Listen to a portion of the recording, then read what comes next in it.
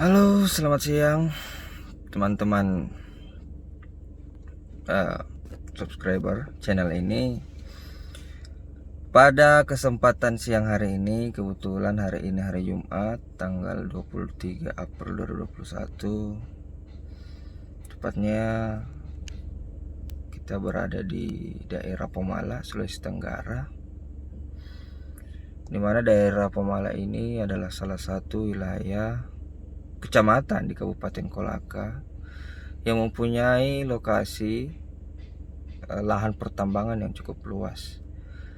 Lokasi di sini itu sudah digarap atau sudah dikelola lebih kurang dari 50 tahun. Yang dimana pada awal itu dikelola secara besar, dimulai dari PT Inco yang sekarang ada PT Vale. Namun di lokasi Pomala ini itu sudah ada beberapa perusahaan besar, mulai dari perusahaan negara seperti Antam dan perusahaan-perusahaan swasta yang lain, dan termasuk juga di sini adanya lokasi yang dimiliki oleh dari perusahaan pemerintah Kabupaten Kolaka, yaitu perusahaan daerah aneka usaha.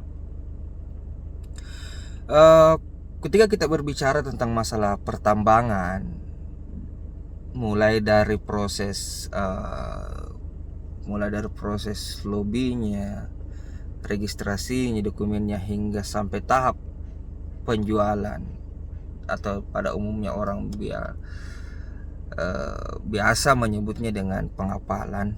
Itu kan kata-kata pertambangan terkadang masih mendapat stigma yang tidak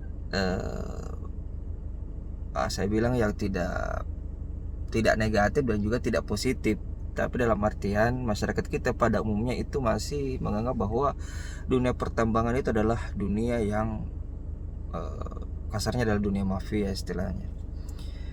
Berhubung dikatakan dunia mafia adalah karena di dalamnya terjadi banyak hal-hal yang pada umumnya tidak sesuai dengan administrasi, yang kedua tidak sesuai dengan regulasi, dan yang ketiga tidak sesuai dengan apa yang telah disepakati bersama, dalam hal ini komitmen.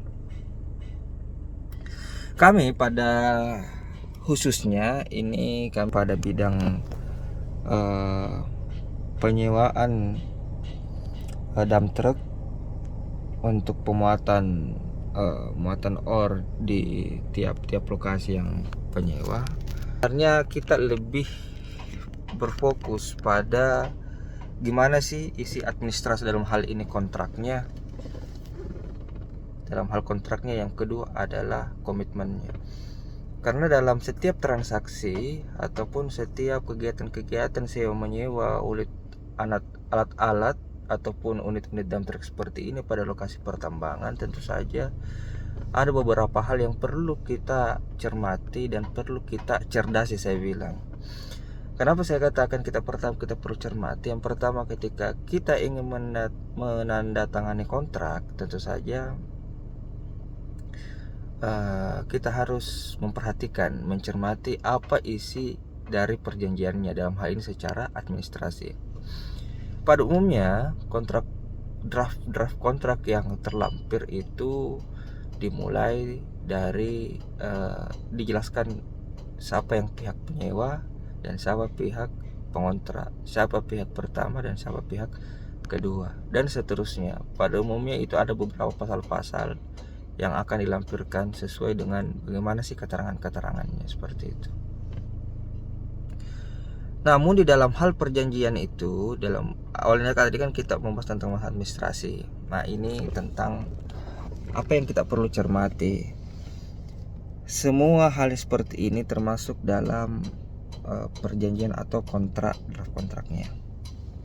Yang perlu kita cermati itu tadi bagaimana isinya, bagaimana lampirannya, dan yang perlu kita cerdasi adalah bagaimana caranya untuk kita mensiasati hal-hal yang tidak diinginkan dari awal dengan cara kita melakukan lobbying, bahkan kita sampai melakukan tawar-menawar dengan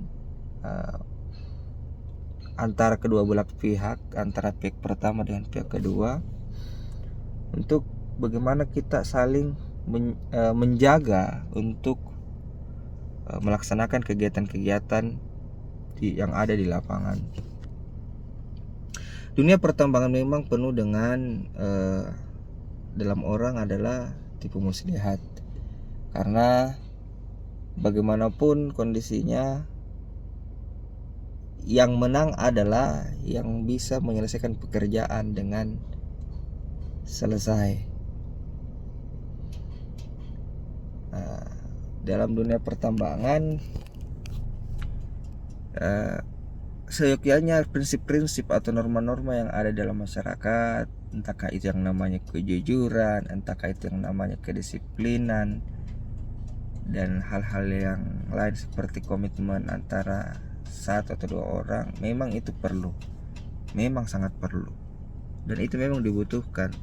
Tetapi ada kendala yang dimana ketika orang mencerdasi hal-hal yang terjadi di lapangan, terkadang hal-hal yang normatif seperti tadi itu tidak diperhatikan dengan baik. Adapun saran-saran yang berangkat dari pengalaman adalah teman-teman dari CV Nur Asma ini melakukan kontrak itu pasti dengan melihat siapa yang ingin membuka kontrak dengan perusahaan. Perusahaan Nur Asma ini di penyewaan unit 10 roda memperhatikan bagaimana track record dari pihak pengontrak. Nah, dari kita memperhatikan bagaimana track recordnya, apakah dia bagus ataukah sampai dalam tahap ada track record yang buruk bagi orang yang ingin mendatangkan, itu perlu juga menjadi pertimbangan. Yang kedua, sisi kontrak tetap diperhatikan. Yang ketiga, yang tidak kalah penting adalah komitmen dari antara kedua belah pihak. Nah, dengan demikian itu ketika itu bisa berjalan dengan baik, itu bisa terjaga dengan baik, maka kegiatan-kegiatan di pertambangan apapun itu, khususnya pada pengelolaan usaha penyewaan dump truck 10 roda, itu bisa berjalan dengan semestinya. Mungkin sekian saja yang kami bisa sharing kepada teman-teman. Sekian, terima kasih dan selamat sore.